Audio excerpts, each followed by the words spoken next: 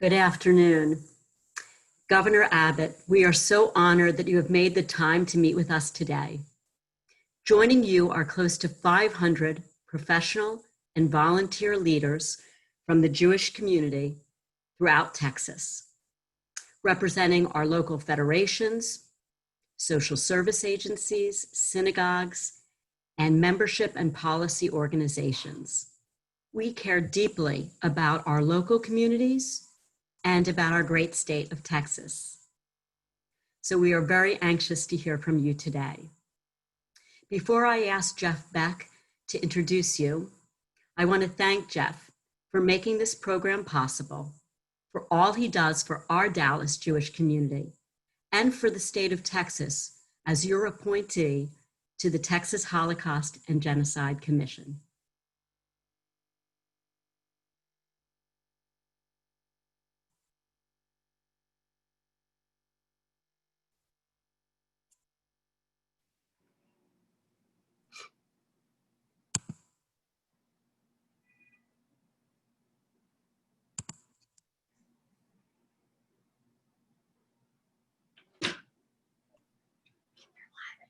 Thank you, Miriam, and thank you all for joining the program today. We're looking forward to a great discussion, and we are honored to be joined by Governor Greg Abbott, the 48th governor of the great state of Texas. Governor Abbott continues to build a record as a conservative leader who fights to preserve Texas values like faith, family, and freedom. Under Governor Abbott's strong leadership and careful stewardship of the 10th largest economy in the world, the Lone Star State continues to be a national economic leader and was recently named the best state for business by the nation's CEOs for the 16th year in a row. Under his leadership, Governor Abbott signed a bill mandating that 1 week in January every year is dedicated to Holocaust studies in all public schools. We are thankful to have him with us today to discuss Texas' response to COVID-19, as well as the recent protests and the position of the Texas economy. Now it is my honor to introduce a great Texan and a tremendous leader for our state, my friend, Governor Greg Abbott. Thank you, Jeff. And also I want to thank Cindy, as well as express my privilege to be able to be with the Jewish Federation of Greater Dallas, as well as the Jewish community across the entire state of Texas today. And it's my understanding that a good friend of mine, Craig Goldman, may be on this Zoom presentation as well. If he is, I want to thank Craig for all he does for the great state of Texas and the Texas Capitol. Let me make just a few comments. I know that we have limited time, and I know you have some questions you want to ask that I'm more than pleased to be able to answer. Generally, I really appreciate everything that the Jewish community does for the great state of Texas to advance our state. You have this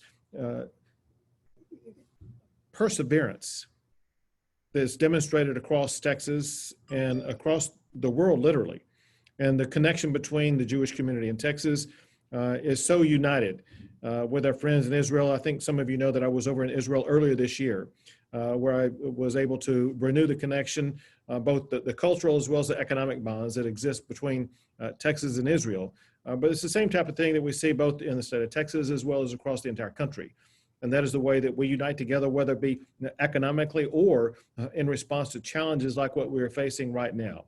And I'm proud of the way that you all are helping us to respond to this challenge.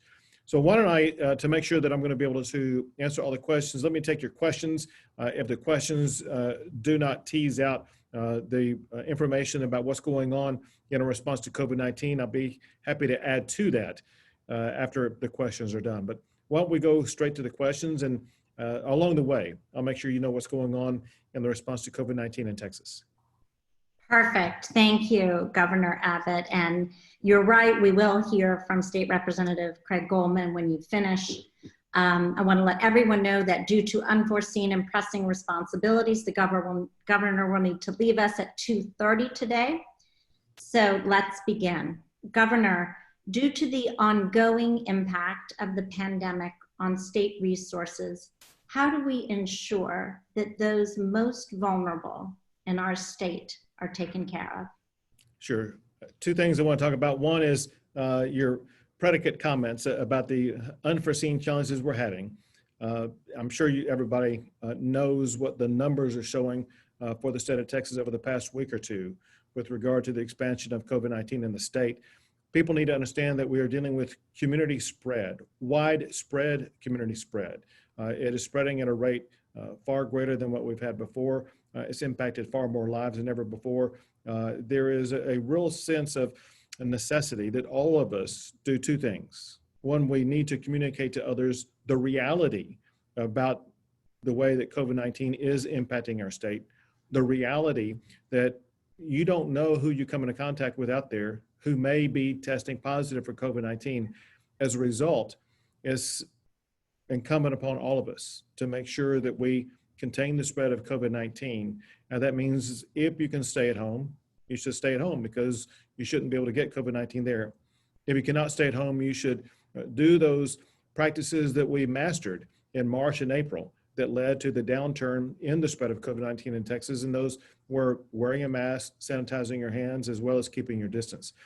With regard to responding to those who are most affected by this, let's say economically and suffering some of the consequences from COVID-19, putting aside the healthcare-based issues, there are ways in which we as a community, we as a state can help make sure that people are going to be able to deal with these consequences. One is there is both robust funding as well as multi-strategy based funding through the CARES Act, as well as what will be another round of funding that will be passed by Congress in the month of July that provides unique strategies to help different areas of our communities be able to cope with the challenges. And some of these will be economic challenges, some of these will be healthcare challenges, some we need to understand are going to be mental health based challenges.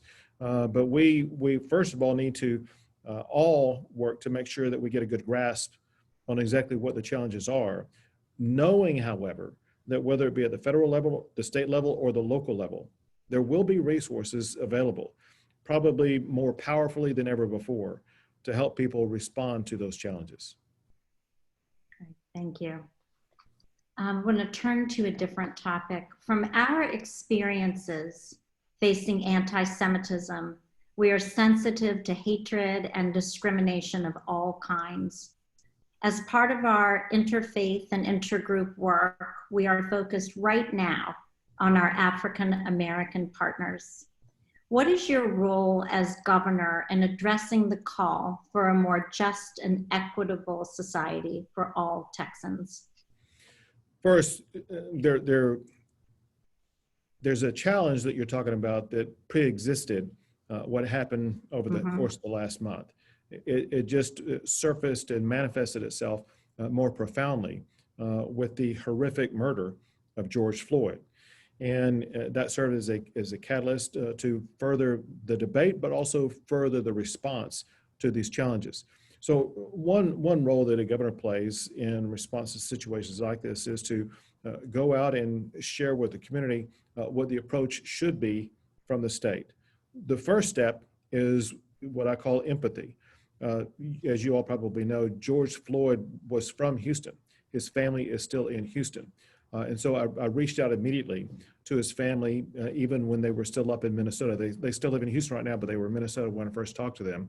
And then before George Floyd's funeral, I met with the family privately in their home to not only express my condolences, but really to express my desire to work with them, to make sure that he did not die in vain, to make sure that we respond the way we've always needed to respond, and that is with a sense of unity.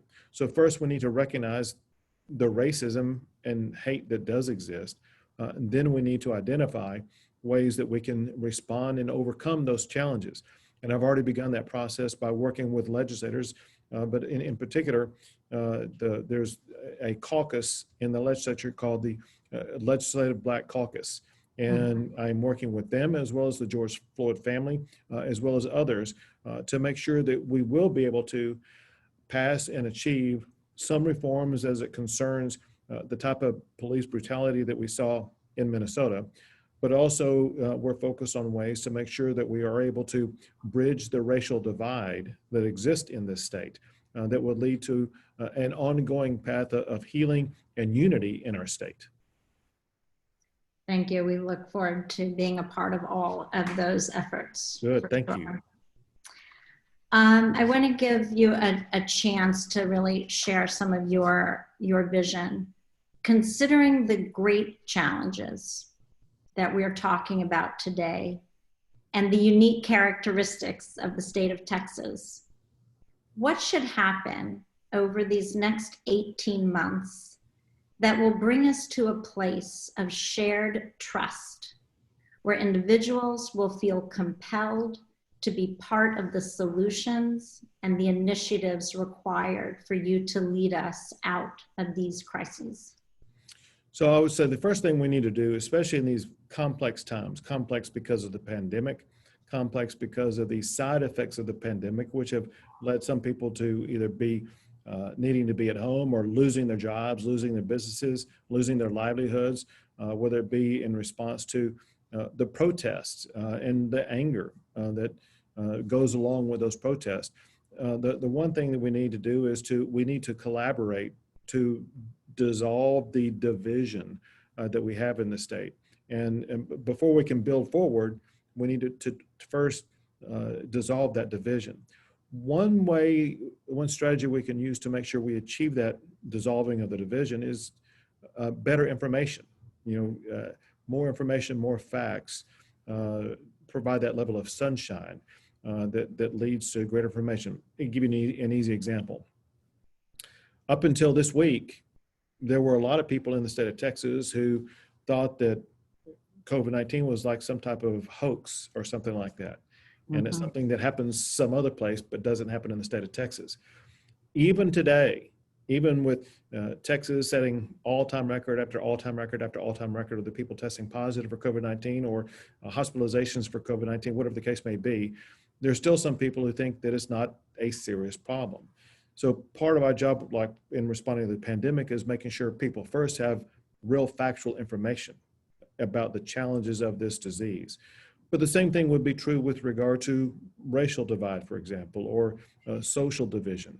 And so first, without people going to their partisan corners, if we could at least unite around a set of facts in whatever challenge area there is, then once we do that, that provides a foundation upon which we can build so that we then start building towards some solutions that will help us overcome this pandemic, solutions that will help us overcome legacies of racism, solutions that will put Texas back on the pathway of prosperity, of the position that Jeff was talking about earlier, and that is with Texas being the national leader with regard to economic expansion.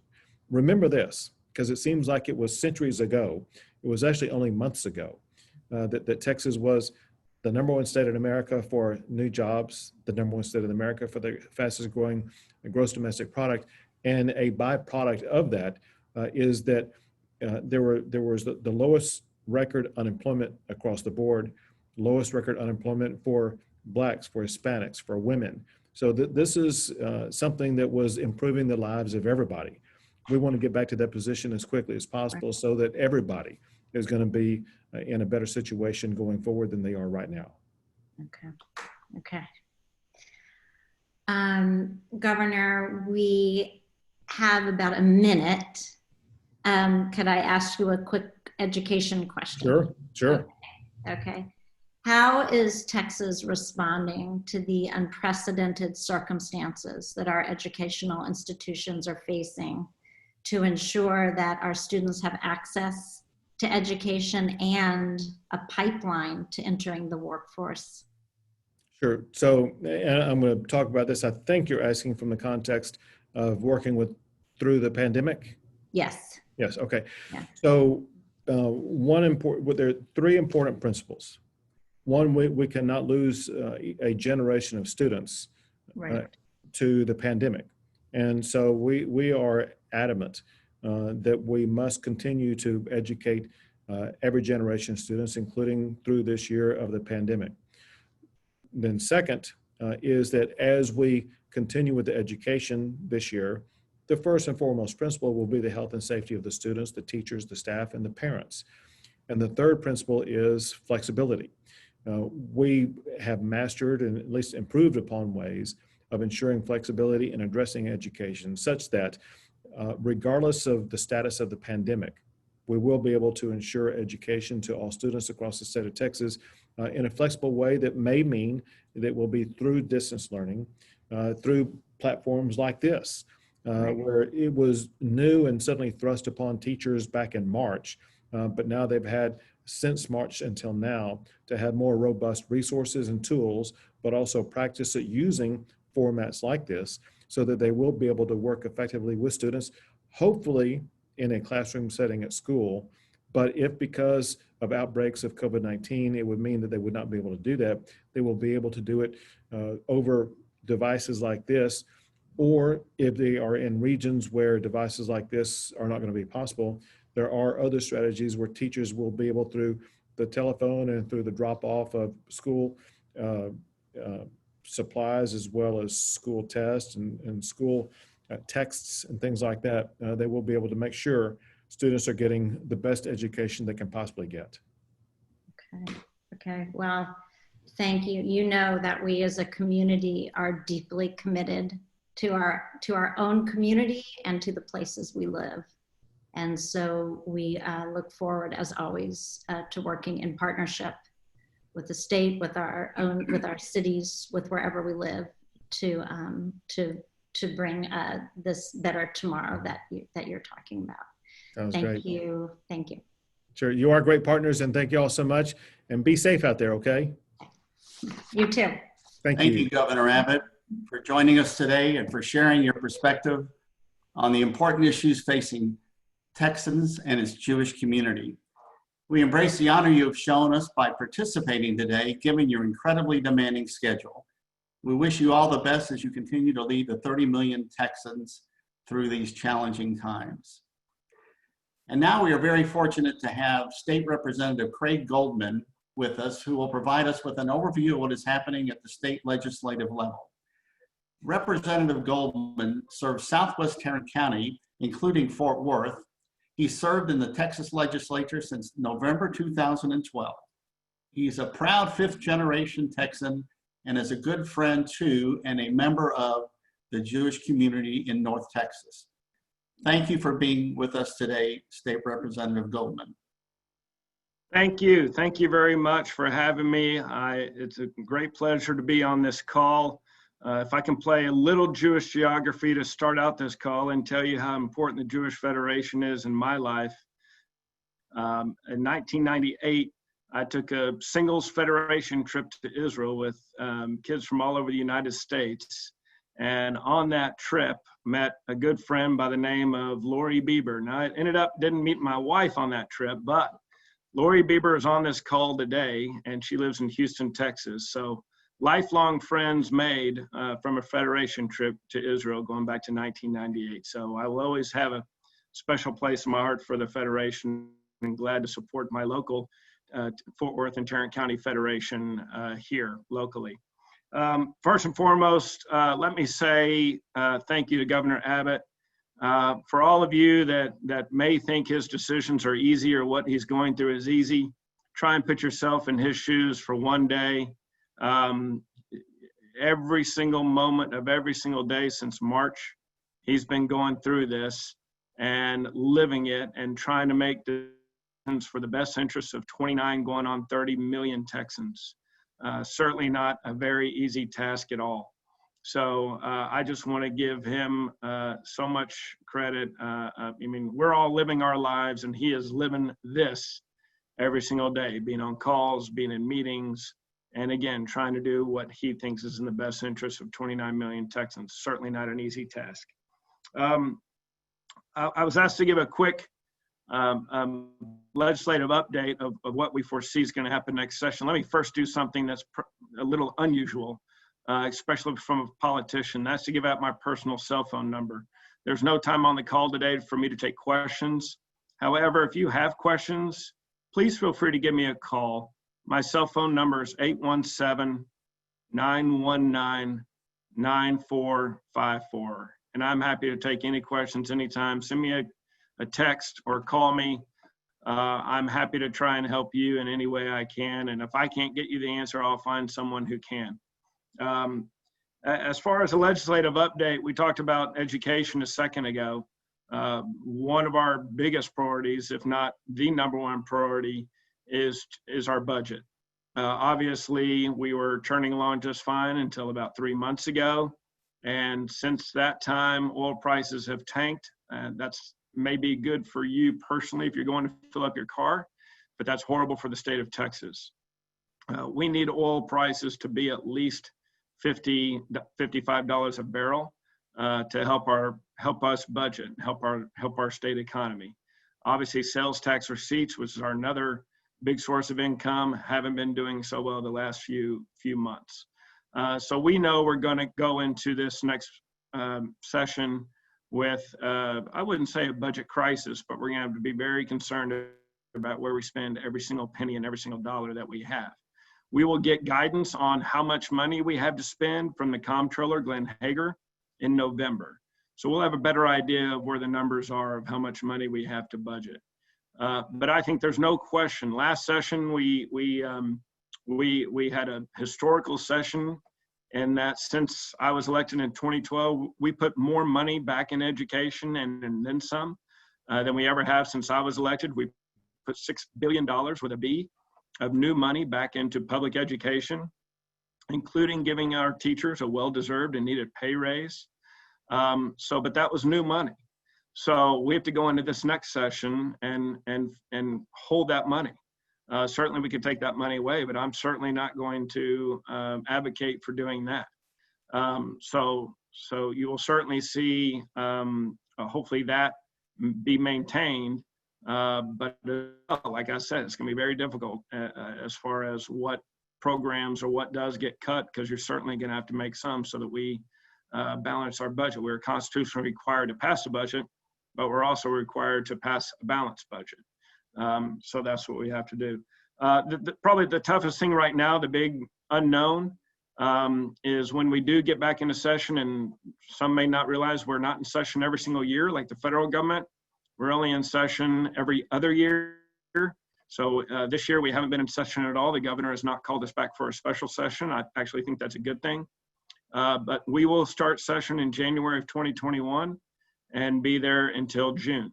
And then, of course, the governor has a right to call us back for a special session if we don't get things done. And probably the big unknown right now is I know a lot of you are involved during session. A lot of you travel to Austin and attend meetings, association meetings, and committee meetings, most importantly, to testify in front of different committees. And just decisions right now haven't been made on that of what that's going to look like. And but we know, obviously, public input is extremely important and extremely part of the process. And so we're going to do everything we possibly can to make sure the public is involved with the process, #1, but we can do so safely. It's in our rules of the House that you have to be present to testify in Austin for any bill and any committee hearing. There's been a little chatter of how that looks if we turn that into virtual. Usually when on important piece of legislation, we could have hundreds of people show up to testify. Well, if we have virtual, we could have thousands, if not millions, of people show up to testify for any piece of legislation. So we're gonna have to work through that and see what that looks like. But again, it's a great honor for me to be on this call. Again, let me give out my cell phone number again. It's 817-919-9454. And I just want to thank everybody for taking the time to be on the call and allowing me to be on the call as well. Thank you very much.